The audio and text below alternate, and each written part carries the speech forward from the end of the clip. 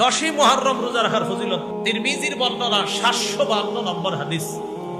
এই হাদিসের মধ্যে আছে قال رسول الله صلى الله عليه وسلم صيام يوم عاشوراء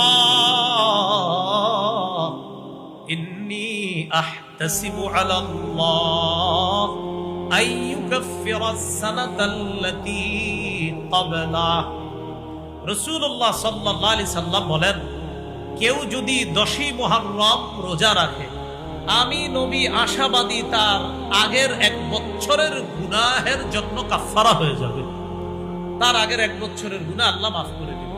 তাহলে আগামীকাল কিন্তু 10ই মুহররম, এই রোজাটা আমরা রাখার চেষ্টা, আজকে অনেকে রেখেছেন আলহামদুলিল্লাহ, আগামীকাল রেখে ইহুদিদের বিরোধিতা করা।